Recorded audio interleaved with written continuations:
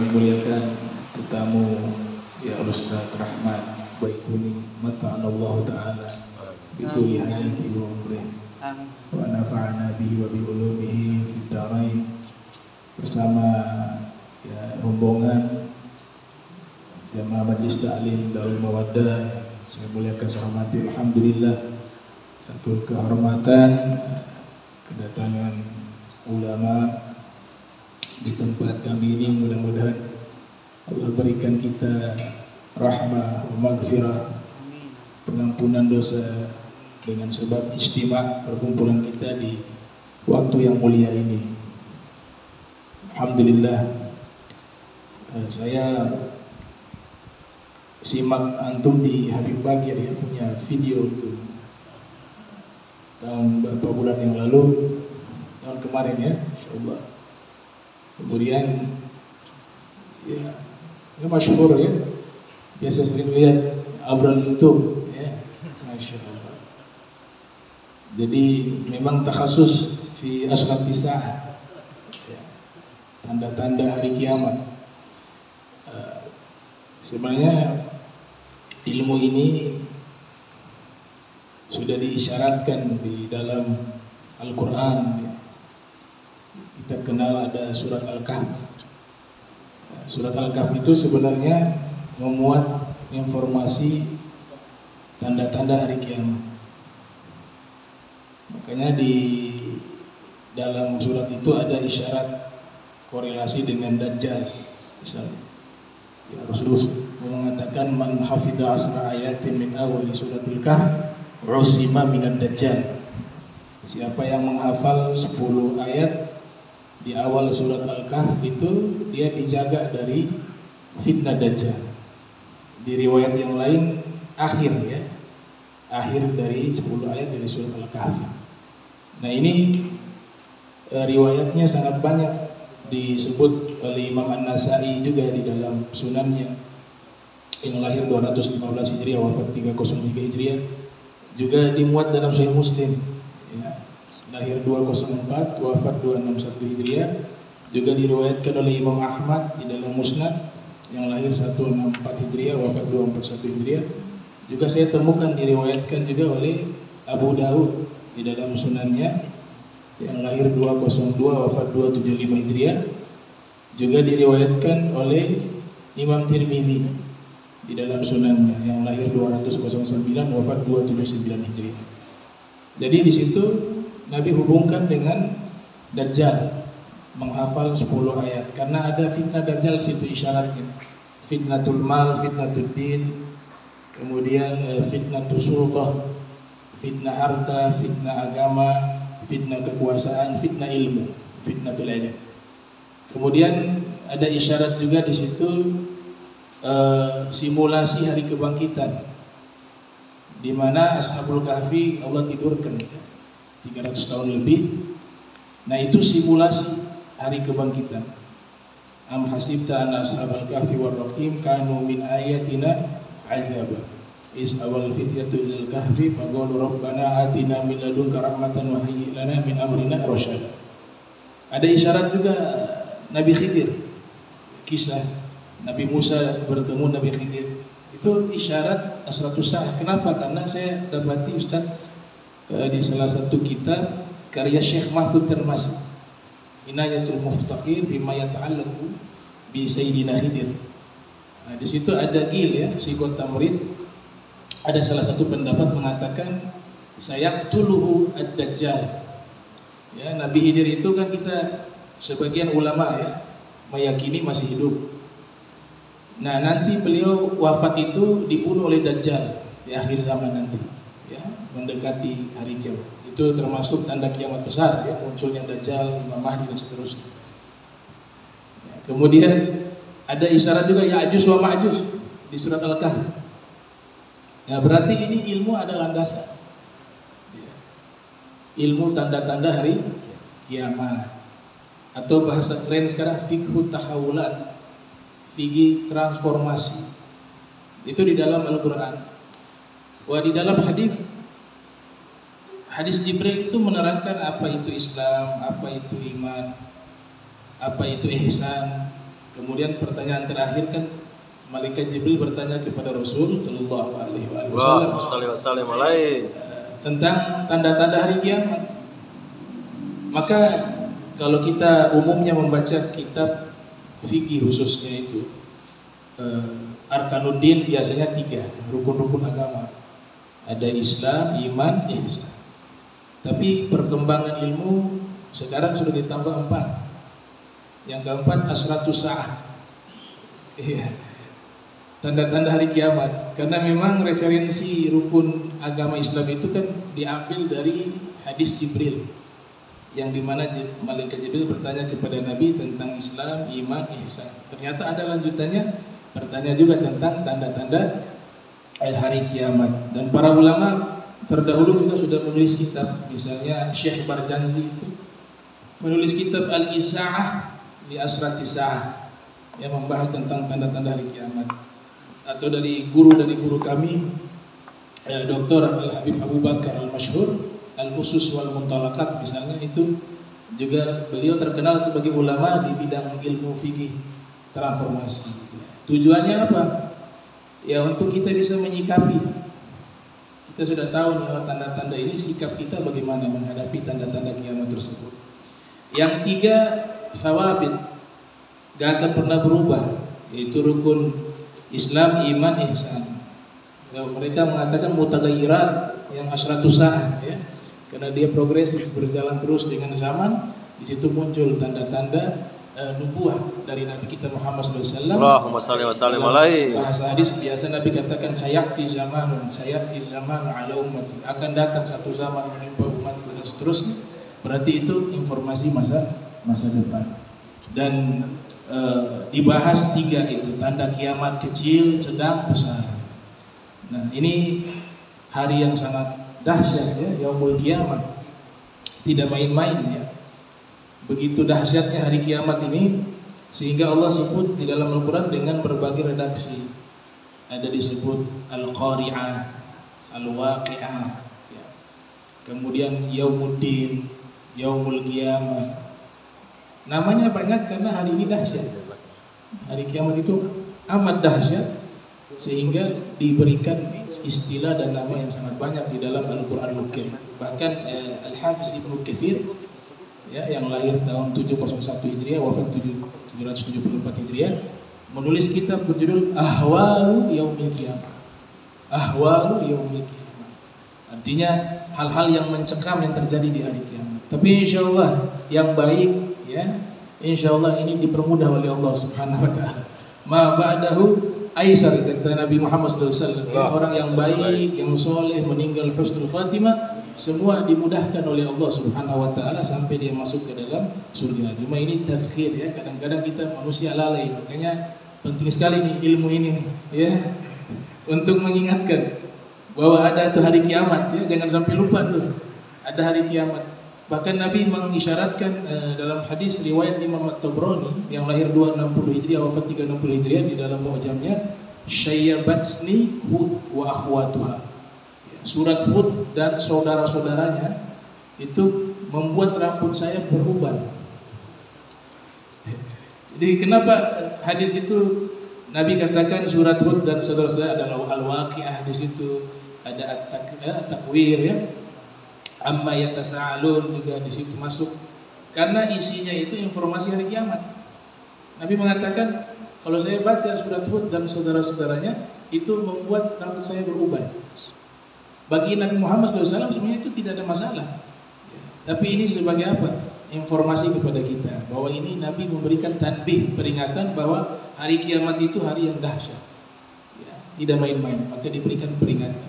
Syekh Zamzami Al-Maki bahkan menulis kitab khusus tentang mensyarahkan hadis tersebut berjudul Faidul Jud ala hadis Syayyabatsni Hud ya, membahas tentang tafsiran surat-surat yang di dalamnya ada informasi tentang hari kiamat ya. Mungkin itu sekedar pengantar dari saya, lebih baik mudah-mudahan bisa memberikan manfaat. Alhamdulillah sekarang ini pakarnya nih ya. Ya, pakarnya ada di depan ya. Iza usidal amru ila ghairi ahli falyantadir sa'ah ya. Wah ini kalau tidak diserahkan pada ahlinya, tunggulah hari kiamat. Maka Makanya saya serahkan deh kepada ahlinya. Tafadhol Ustaz. Allahumma salli wa sallim alaihi. Bismillahirrahmanirrahim. Assalamualaikum warahmatullahi wabarakatuh. Waalaikumsalam warahmatullahi wabarakatuh. Alhamdulillah, wasyukurillah, wassalatu wassalamu ala rasulillah wa ala alihi wa sahbihi wa mawala. Masya Allah bukan wa malam yashalamualaikum wa rahmatullahi wa quwwata illa billah. Allahumma salli wa sallim ala habibina wa nabiyina Muhammad ibn Abdullah wa ala alihi wa sahbihi wa mawala. Qala Allah ta'ala fi kitabihi al-karim bi qawli yatadi mutabin a'udzu billahi as-sami'il 'alim minasyaitonir rajim min hamzihi wa nafthihi wa nafthihi. Ya ayyuhalladzina amanu taqullaha wa tanzur nafsun ma qaddamat lighad wa taqullaha wa khabirun bima ta'malun. Satu kehormatan bagi saya dan teman-teman bisa hadir di rumah yang mulia ini, rumah Habib Abdul Rahman. Habib Abdul Rahman Asegaf, tadi saya bertanya sama beliau apa Habib? Satu kehormatan dan kemuliaan dari antum untuk kami bisa diizinkan bisa bertemu hari ini.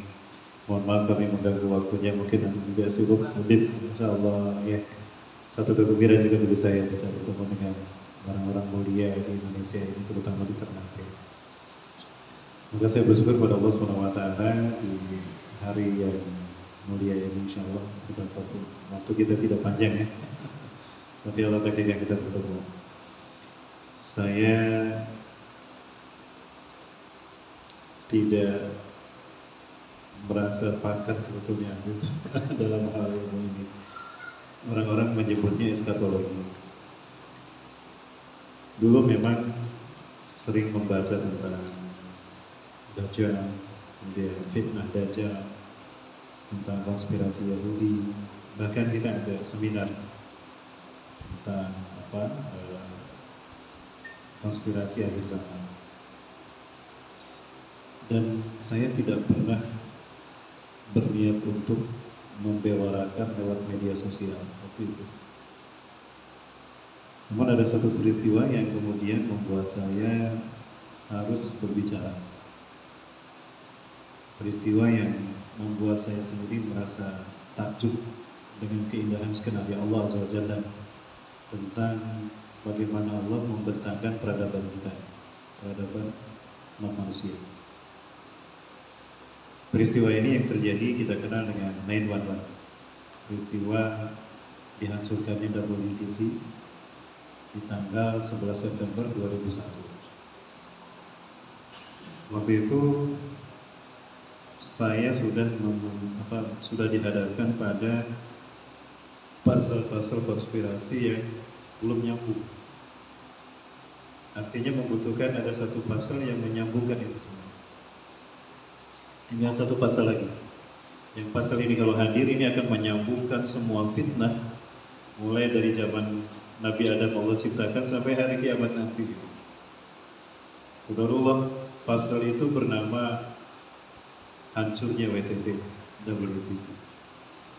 Saat itu saya dan teman-teman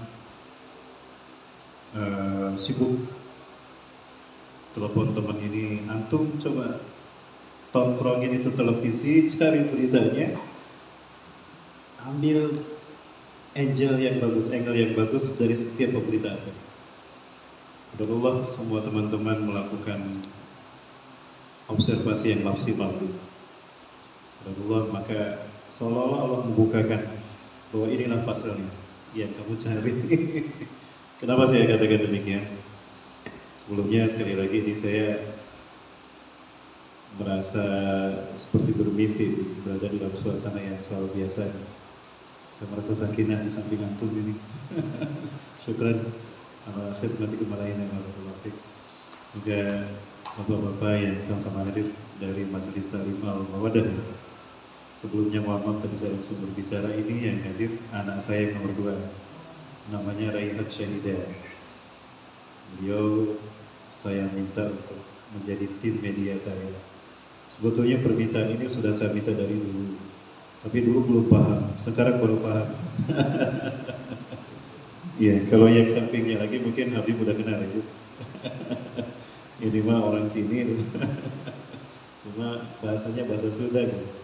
Kalau yang sana orang sini dan bahasanya bahasa sini. Yang kami teliti pada saat itu adalah pertama, kenapa harus terjadi di pagi hari? Kenapa harus terjadi di pagi hari? Yang kedua, kenapa harus terjadi di tanggal 11 September? Yang ketiga, kenapa harus terjadi di tahun 2001? Kemudian kami lihat juga modus pemberitaannya. Banyak keanehan dan keganjilan. Di mana televisi itu kompak seluruh dunia memberitakan itu. Seluruh dunia memberitakan itu. Tidak berhenti setiap hari, terus memberitakan tentang berita hancurnya WTC, Usamah teroris, Al-Qaeda teroris, betapa Islam dihinakan, sampai di waktu yang sama, berhenti di hari yang sama seluruh dunia. Berhenti di hari yang sama seluruh dunia, ada yang jadi. Itu berhenti semua pemberitaan seluruh dunia, sudah disetting. Pertama dari angle tadi, kok dari segala arah bisa diperlihatkan bagaimana kapal itu menabrak. Seolah-olah kamera itu sudah siap sebelum peristiwa itu terjadi. Kalau yang namanya pembajakan kan itu insiden, artinya tidak tahu orang itu akan terjadi. Tapi ini kok kamera sudah ada siap sebelumnya, di mana presisi diperlihatkan dari berbagai sisi bagaimana WTC dihancurkan oleh pesawat tadi, itu sudah terekam dengan rapi. Artinya kamera itu sudah ada sebelum peristiwa itu terjadi. Yang satu, itu yang membuat kami merasa ini agak keganjilan. Yang kedua, pesawat ini katanya dibajak. Tapi ketika saya lihat itu pesawat dikatakan pesawat komersial dan itu dibajak. Tapi kok saya lihat pesawatnya tidak ada jendelanya. Kalau pesawat komersial artinya pesawat penumpang. Kalau pesawat penumpang ketika take off dan landing itu kan jendela dibuka. Ini nggak ada jendelanya. Oh berarti itu pesawat kargo. Oh berarti nggak ada penumpang. Tapi diberitakan pesawat itu dibajak oleh 19 pembajak dan pembajaknya itu Al-Qaeda. Dan lucunya lagi, mereka punya daftar 19 orang pembajak tadi, yang semuanya adalah kaum muslimin, orang Islam semua. Nah kemudian, dan ini salah satu paspornya. Ketika paspor itu diperlihatkan, paspornya masih bersih, masih utuh seperti baru diambil. Yang namanya paspor lama dipakai itu kan lecek ya. Kemudian kalau memang meledak itu berarti ada hancur terbakar. Kok ini masih utuh? Masih utuh. Ini paspor pembajaknya. Itu keganjilan demi keganjilan Allah perlihatkan. Dan kodamah kemudian biasanya dengan izin Allah salah seorang dari mereka telepon, halo ini saya, kok wajah saya ada di 19 pembajak tadi? Katanya saya pembajak. Saya bukan pembajak, saya seorang pelayan di sebuah toko. Saya masih hidup sekarang dan saya tidak pernah kemana-mana. Nah, itu data-data kebohongan tadi itu tidak di-share di media massa. Tapi yang di-share adalah Islam itu teroris. Usamah bin Laden, Allah yarham, teroris. Kemudian juga Al-Qaeda teroris. Jadi mereka sudah serempak ingin menyudutkan Islam. Banyak lagi. Kalau kami datang, kemudian kami periksa berbagai macam hal yang kami teliti, ini adalah fitnah semua. Nah, ternyata peristiwa WTC ini sama dengan penyerangan Gaza kemarin. Modusnya sama. Allah. Jadi kalau kita lihat dari sisi politik, ekonomi, tahun 1995, ini jadi cerita. Tahun 1965, Amerika itu kehabisan minyak. Cadangan minyak Amerika habis tahun 1965. Sementara minyak itu ruhnya Amerika yang metropolitan dan hubung dunia. Maka harus ada negara yang punya minyak untuk diambil. Maka satelit mereka memberikan kabar gembira. Afghanistan dan Irak itu memiliki minyak yang kalau digabung itu bisa memperpanjang umur Amerika 150 tahun ke depan. Ya, menggiurkan. Tapi bagaimana caranya itu minyak bisa sampai ke Amerika? Sementara di Afghanistan ada Mullah Umar, Allah yarham, mujahid yang luar biasa. Yang ada Usamah bin Laden di sana, Allah yarham. Kami punya cerita khusus tentang Syekh Usama bin Laden ini. Mimpinya Profesor Dr. Yusuf Qaradawi, Allah yarham, bertemu Rasulullah SAW. Allahumma salli alaihi. Karena kita tahu bertemu beliau itu mimpi adalah karunia. Kalau tidak salah ada satu nas yang bimbing, man ra'ani fi manamihi faqad ra'ani bihaqqin fa inna syaitan la tashabuhu ila fil manam.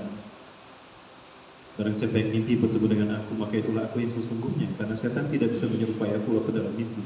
Artinya itu Rasulullah.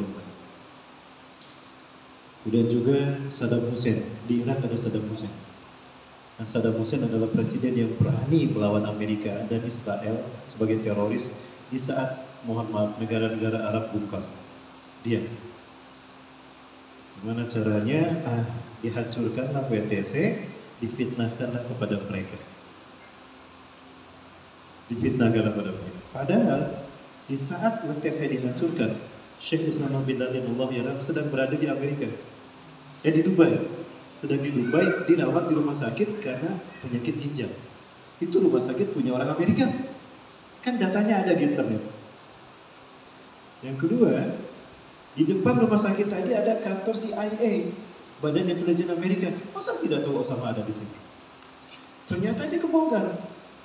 Nicholas Rockefeller, seorang pemimpin Yahudi. Kalau di kita ada 9 naga, di sana juga ada naga Yahudi, 8 naga Yahudi, salah satunya dia. Usama itu tidak melakukan penghancuran WTC, itu bukan Usama dan bukan Irak, bukan Al-Qaeda. Itu kayak seorang Amerika sendiri. Tuh, dia sendiri mengatakan begitu. Data-data ini Allah kirimkan, subhanallah. Maka nyambunglah itu semua. Subhanallah, maka seolah-olah saya mendapatkan, ya Allah, ini pasal yang kami cari. Allahu Akbar, syukur kami sampaikan, kami diskusi bersama teman-teman. Maka di saat itulah kami harus jihad untuk menyebarkan bahwa itu fitnah. Belakangan apa yang terjadi? 2011 mereka semua mengatakan bahwa WTC dihancurkan bukan oleh Usama, bukan oleh Al-Qaeda, dan bukan oleh Saddam Hussein. Ya. Tapi anak mengatakan begini, ya Allah, kamu katakan, bayangkan di hadapan media, padahal sudah direkam, mereka berani berdusta di hadapan manusia. Tidak malu ketahuan bohongnya, dan buktinya ada. Itulah mereka. Allah saja mereka dustakan, apalagi kita. Nah, ini yang membuat kami, wah, ini jihad. Nah, kemudian kenapa harus pada pagi hari dan tanggal 11 September 2001? Pagi hari adalah momentum terbitnya matahari. Terbitnya matahari. Yang kedua, 11 September. Di bulan September, matahari kembali kepada titik baliknya. Dan titik balik matahari terjadi 11 tahun sekali. 11 September 2001 adalah titik balik matahari pertama di milenium ketiga. Itulah kenapa harus tanggal 2001. Karena tahun 2001 adalah titik balik matahari pertama di 1000 tahun ketiga. 1000 tahun sebelum hari kiamat versi Yahudi. Jadi sebetulnya dihancurkannya WTC dan dikorbankannya 4.000 orang di sana yang tidak ada seorang pun orang Yahudi, itu merupakan ritual human sacrifices untuk Tuhan yang mereka tunggu-tunggu. Tuhan yang mereka tunggu-tunggu adalah Tuhan yang kehilangan mata kanannya, Dajjal.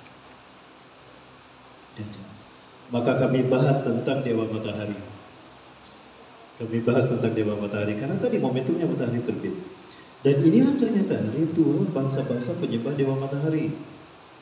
Di Mesir ada mereka menyembah Horus, Dewa Matahari, dan Horus bermata satu. Kemudian di Irak, di Irak Namrus mengaku sebagai Dewa Matahari zaman Nabi Ibrahim alaihissalam. Kemudian di Iran ada Ahura Mazda mengaku Dewa Matahari juga. Kemudian di Amerika, di Yunani ada Horus, Dewa Matahari juga. Bahkan Horus ini cukup unik. Artinya orang Yunani menyembah banyak dewa dan dewa terpenting mereka adalah Horus, Dewa Matahari. Itu setahun sekali mereka melakukan ritual pengagungan Dewa Matahari, upacara. Upacara itu dimulai dengan pawai obor dari kampung ke kampung. Silih berganti, pawai obor dari kampung ke kampung sampai ke Bukit Olympus. Sampai di Bukit Olympus, mereka serah terima obor tadi kepada raja, pada kaisar mereka. Lalu obor tadi dinyalakan, yang kecil tadi dinyalakan ke obor raksasa.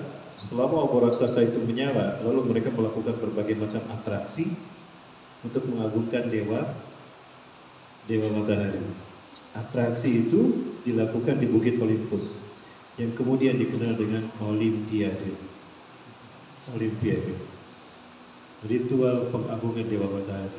Saya tanya, ritual ini sudah berlalu zaman dulu atau masih dilakukan manusia hari ini? Masih dilakukan. Allahu Akbar. Teringat saya kepada hadis Rasulullah SAW.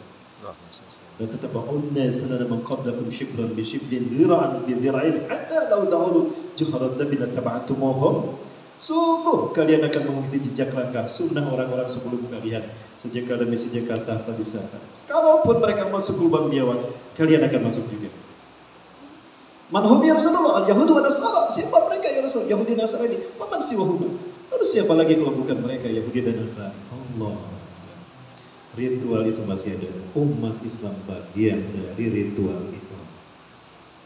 Dari situlah saya coba mencari siapa dewa matahari yang dimaksudkan. Allah Akbar. Sampailah bahwa dewa matahari itu adalah iblis itu sendiri. Jadi nyambunglah ke awal peradaban. Sosok yang bernama Azazil, namanya dari Allah. Allah yang memberi nama kepada dia. Azazil, Azza, mulia. Eli Allah. Azazil yang Allah muliakan. Bagus namanya kan? Azazil. Dan luar biasanya, la ya'sullah madama hayati bila tarfat ain. Tidak pernah maksiat sedikit pun kepada Allah. Sedikit pun seumur hidup gak pernah maksiat. Oh, saya susah gitu. Sehari tanpa dosa susah gitu.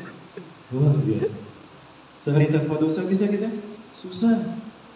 Ustaz jangan lupa nanti maulid Nabi di masjid saya. Siap-siap Pak Haji, saya hadir. Ustaz jadi imam juga. Siap Pak Ustaz, saya hadir Pak Ustaz. Dari rumah itu, aduh harus jadi imam sholat isya, surat apa yang harus saya baca? Oh, Al-Qalam. Saya hafalkan tuh Al-Qalam. Jadi kurang ikhlas lagi. Harus jadi imam maulid Nabi udah. Ini Al-Qalam aja saya hafalkan. Murojaah sepanjang jalan. Al-Qalam ya Allah yasturun anta bi ni'mati rabbika bimatul ya Allah, cantik sekali. Ya tuh kan, Masya Allah. Sehari bisa kita tambah dosa? Tidak bisa. Ajazil seumur hidupnya tidak pernah berdosa. Nah, apa yang menarik dari Ajazil ini? Dia menerima dihukum Allah ketika tidak mau sujud kepada Nabi Adam, Nabi Allah. Ya, saya berpikir Ajazil, dia tidak mau sujud kepada Nabi Adam, disebut iblis, kepada Allah masih sujud. Betul Bibi? Kepada Allah dia masih sujud kok. Dia masih mengakui Allah sebagai Tuhannya. Dia disebut iblis ketika tidak mau sujud kepada Nabi Adam. Nah hari ini ngaku muslim, tapi tidak mau sujud kepada Allah dengan sholat disebutnya apa? Subhan. Dan betapa tergelincirnya. Padahal ibadahnya luar biasa aja. Malaikat Jibril aja hampir kalah. Semua makhluk langit itu kagum dengan ibadahnya Ajazil. Cuma satu saja, merasa paling benar. Ternyata merasa paling benar dalam ibadah ini berbahaya. Ujub namanya, takabur. Nah dari situlah kemudian ya Allah nyambung semuanya. Nah dengan cerita jadi panjang ini Masya Allah. Saya nggak boleh sebetulnya panjang-panjang di depan antum. Masya Allah. Yang menarik itu apa yang dikatakan oleh Ajazil. Ketika dia tidak mau sujud kepada Nabi Adam kan, Allah bertanya kepada Ajazil, "Mana akan atas sudah di Adam aja amartu?" Apa yang menghalangi kau untuk sujud kepada Adam ketika aku perintahkan? Ana khairan minhu, khalaqtani min nar wa khalaqtahu min tin. Nah, itu sambungnya itu. Nah, ketika Allah mengatakan ukhruj anta fala takun laka anta taqabbaru fi. Keluar kamu dari surga, tidak pantas kamu sujud di hadapanku. Innaka minas sabirin, kau termasuk yang aku kutuk. Dia menerima kutukan itu dan dia mengatakan, "Qala fa bima aghaitani la aqudanna lahum siratal mustaqim." Nah, ini yang menarik dari sini. Dari sinilah terbentang bagaimana konspirasi itu. Allah. Jadi konspirasi ini sudah dimulai sejak zaman Nabi Adam. Iblis awal mula konspirasi. Dari situ terbentang siratal mustaqim dan sabilit taubat. Dua jalan kehidupan. Ya Allah, ini maksudnya dari firman Allah tadi. Satu persatu terurai itu firman Allah. Wa rahmatullah. Yang menarik tadi dikatakan la'aqudanna lahum siratal mustaqim. Cuma ada konspirasi ternyata belum sampai kepada transliterasi Al-Quran. Dulu terjemahnya bagus. Karena engkau telah menghukum aku tersesat. Qala fabima aghwaytani. Aghwaytani kan memang sigat muta'adi yang tadinya lazim ya, tadinya kan qawa, sesat. Dia diambil menjadi muta'adi, dimuta'adikan mengikuti wajan af'ala, abwa. Dan itu hitopnya kepada Allah, aghwaytani kepada Al-Jazir. Tapi rata-rata terjemah Quran dulu memang benar. Berikutnya kok berbeda dan kok paksa masalah. Semua yang tadinya benar jadi salah. Diterjemahkan karena engkau telah menyesatkan aku. Karena engkau telah menyesatkan aku. Engkau di sini kan Allah. Karena Allah telah menyesatkan iblis. Loh, berarti yang bersalah Allah ketika iblis tersesat. Ini konspirasi Yahudi. Ternyata Yahudi tidak tidak terima Al-Jazir disebut iblis. Tidak terima. Maka Yahudi memberikan gelar terbaik untuk Al-Jazir, iblis. Bukan iblis, tapi Lucifer. Pernah mendengar Lucifer berada?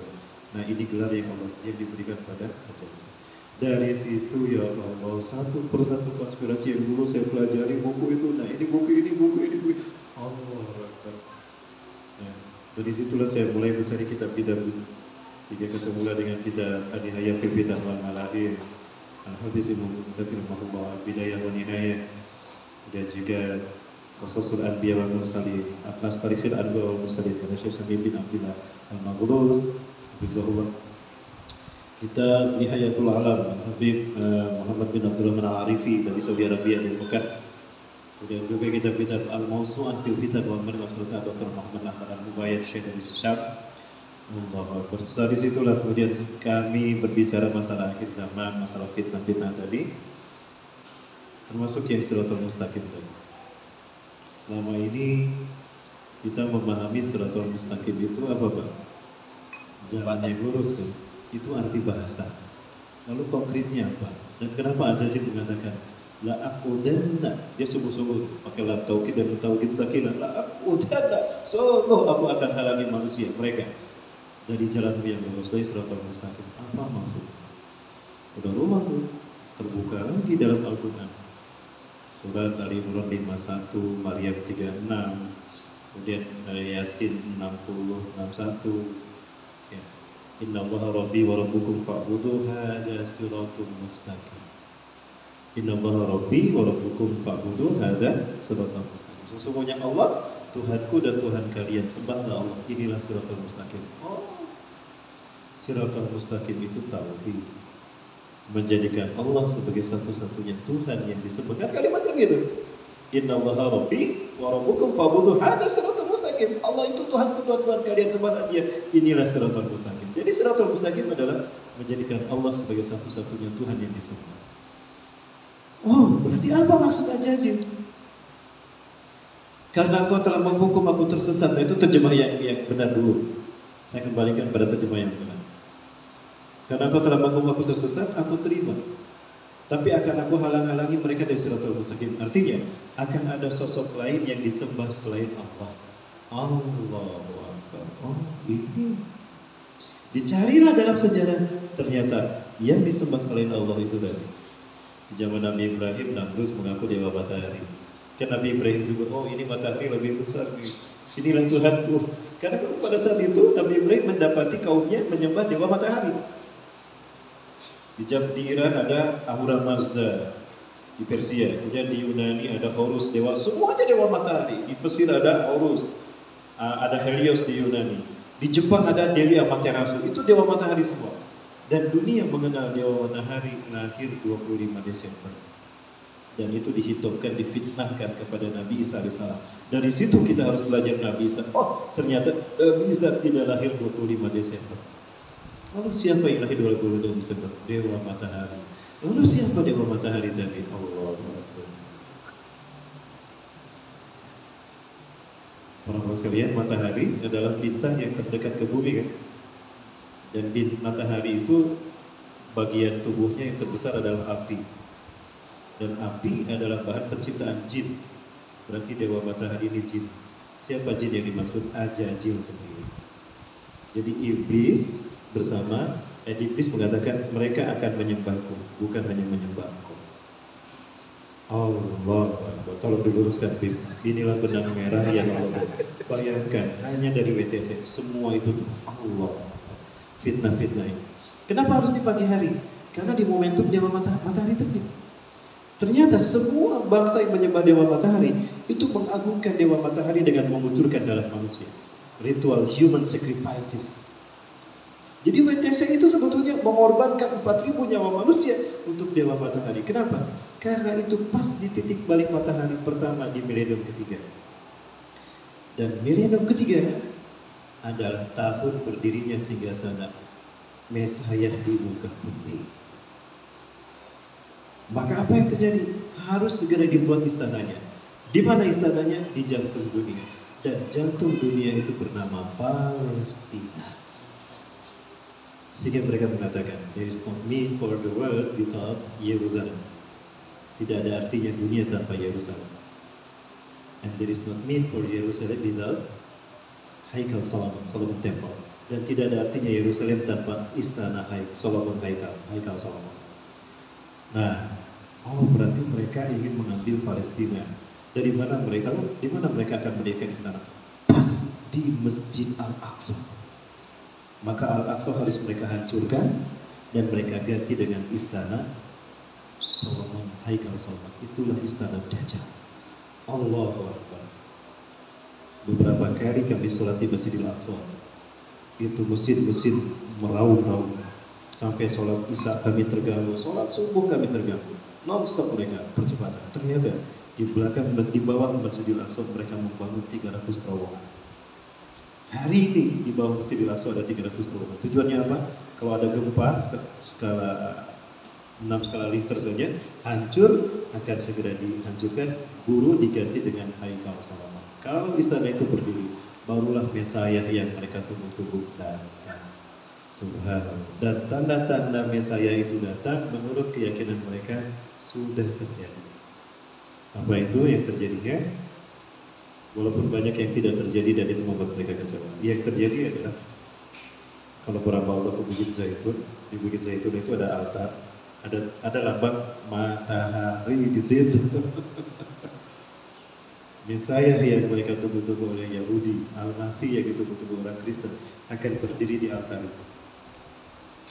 Maka di sanalah Tuhan mereka akan menyembelih red heifer, sapi jantan berwarna merah. Kalau dulu di zaman Nabi Musa sapi betina berwarna kuning, mereka yang tunggu-tunggu sekarang adalah sapi jantan berwarna merah. Itulah sapi yang akan disembelih oleh raja yang mereka tunggu-tunggu. Darahnya mengalir, itu altar tadi akan dialirkan ke semua arah penjuru dunia. Darahnya itu akan melihat tandanya kekuasaan Mesias akan mengambil alih dunia. Itulah akhir zaman versi Israel hari ini. Dan para ulama itu sebenarnya Allah dengan izin Allah, sapinya sekarang sudah ada. Red heifer itu sudah ada. Sudah ada. Mereka bingung. Ini sapinya sudah ada, tapi istana raja mereka belum berdiri karena Al-Aqsa masih berdiri kokoh. Mereka tidak tahu kalau Rasulullah mengatakan, Rasulullah SAW menegaskan bahwa Masjidil Aqsa, Masjidil Haram, Masjid Nabawi dan Masjid Tur adalah masjid yang dijaga oleh malaikat. Dajjal pun tidak bisa masuk ke dalam. Artinya masjid ini tidak akan hancur. Ini yang membuat mereka gelisah sekali. Kenapa tidak muncul, tidak ini? Jadi harusnya Tuhan mereka muncul tahun 2000. Karena nyawa manusia sudah dikorbankan, WTC sudah dihancurkan. Nyawa manusia sudah dikorbankan dengan atunya WTC. Harusnya raja mereka datang. Sapinya padahal sudah ada. Kenapa raja mereka tidak datang? Nah, mau tinggal di mana istananya belum mereka bangun karena langsung belum mereka hancur. Kan nggak mungkin raja mereka datang nongkrong di pinggir jalan karena belum ada istana. Ini membuktikan kebenaran Islam. Dan pada Allah terakhir, maaf, pembelajaran terakhir adalah Allah. Bayangkan semua konspirasi jahat yang dimulai dari iblis ini sedang kita lihat, persaksikan kehancurannya.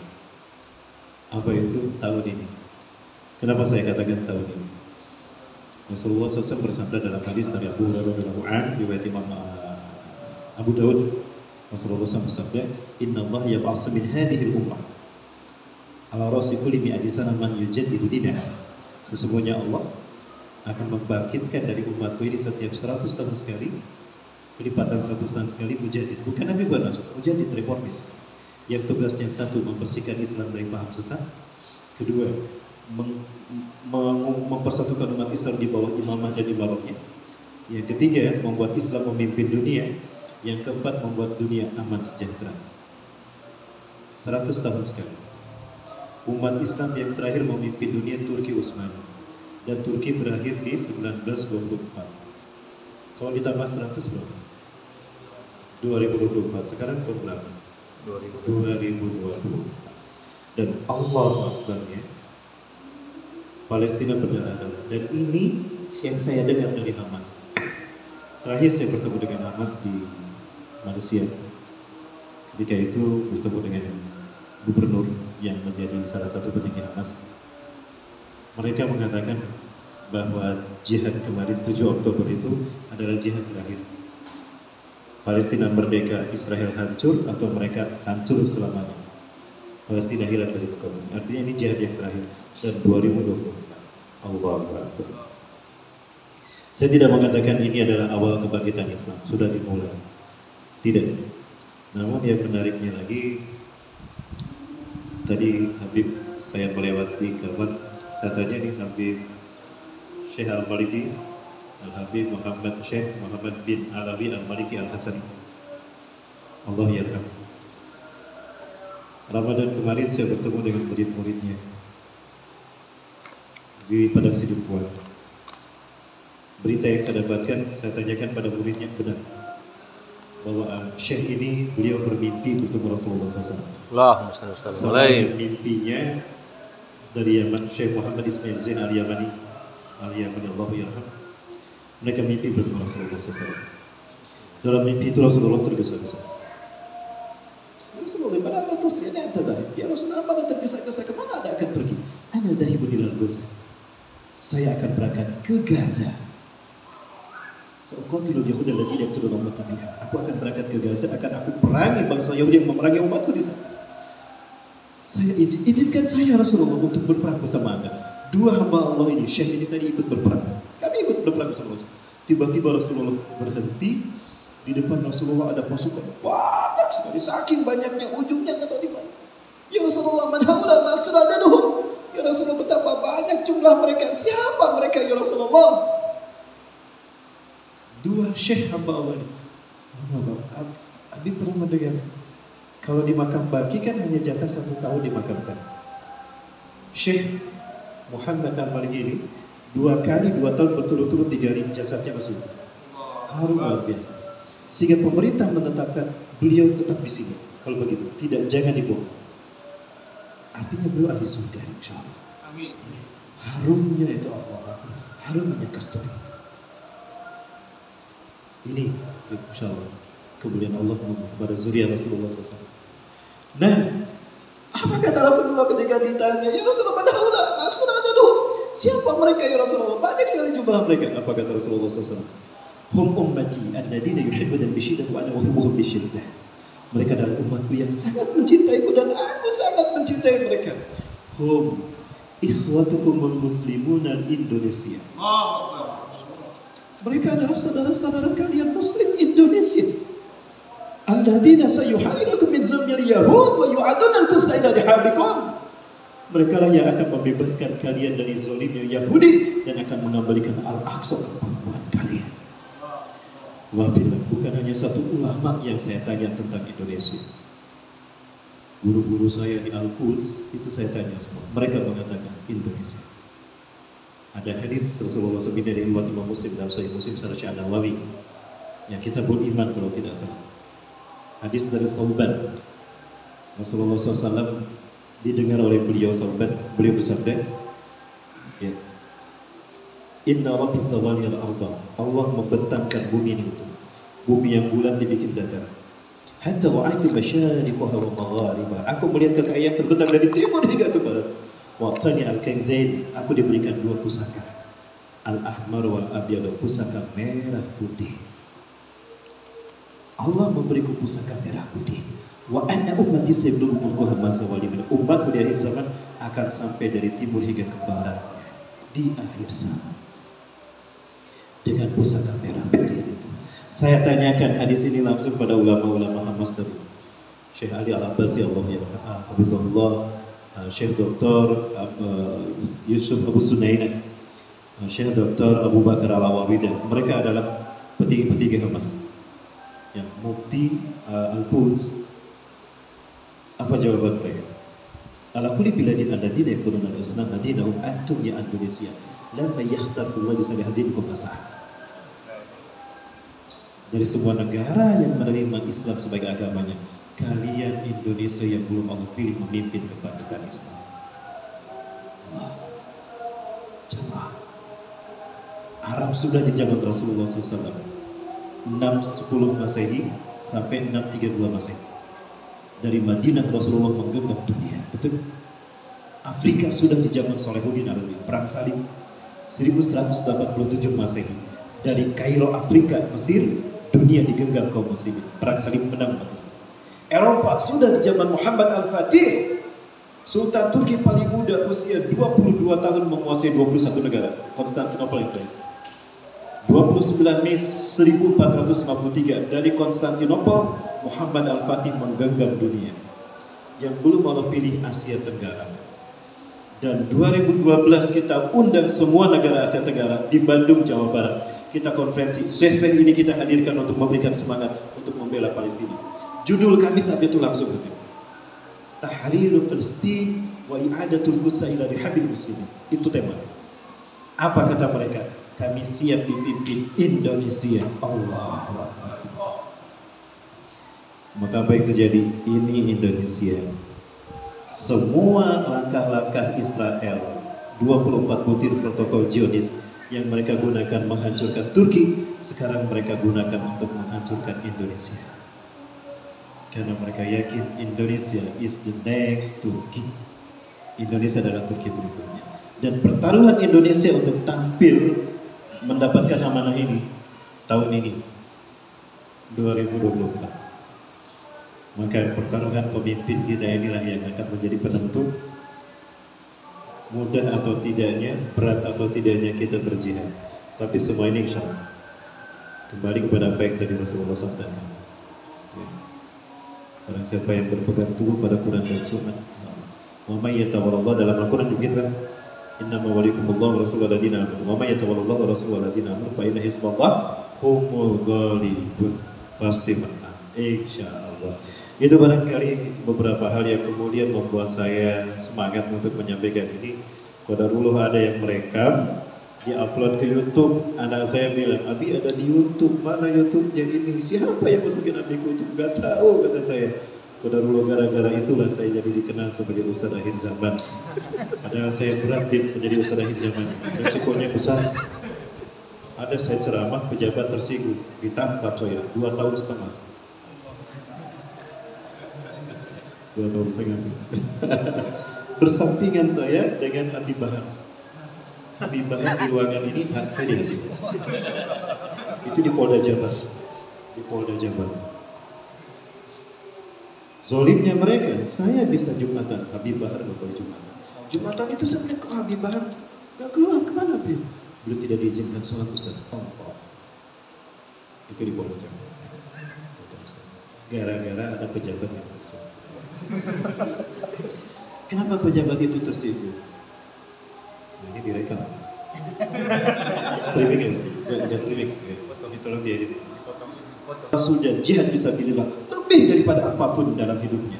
Dia akan merasakan lezatnya iman. Mudah-mudahan lezat iman ini yang kita rasakan. Itu barangkali yang dapat saya sampaikan. Mohon maaf bagi kelamaan saya setengah jam. Syukran lakum ala ihtimamikum lana ya Nabi Allah ya bazuka. Yu'tika kulal barakah yusahil ala qalbi murid.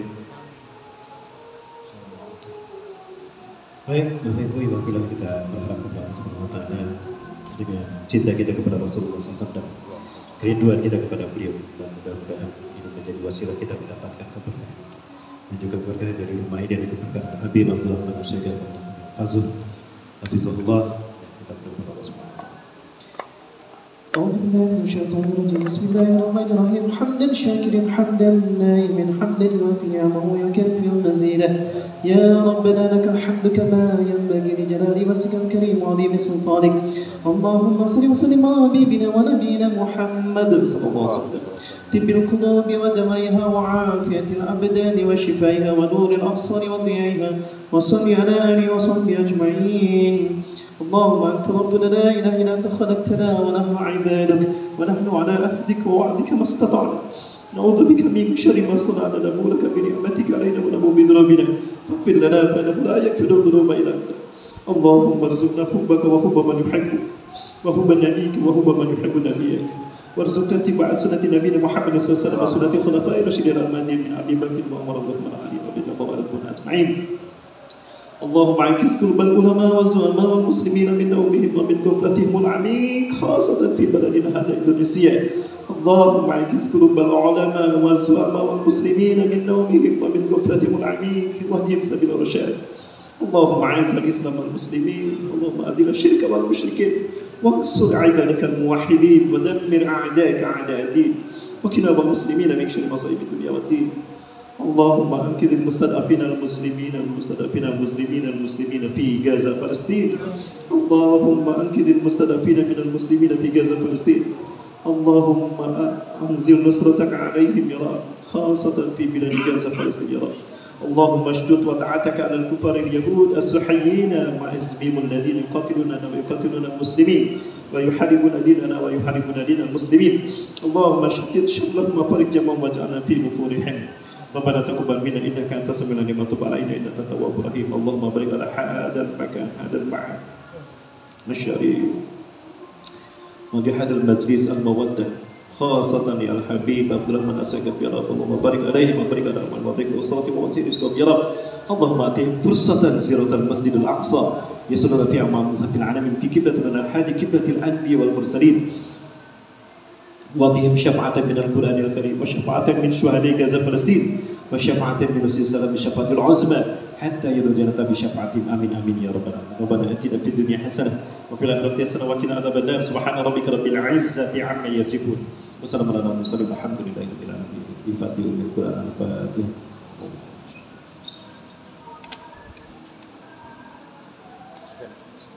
Assalamualaikum warahmatullahi wabarakatuh. Terima kasih. Assalamualaikum warahmatullahi wabarakatuh.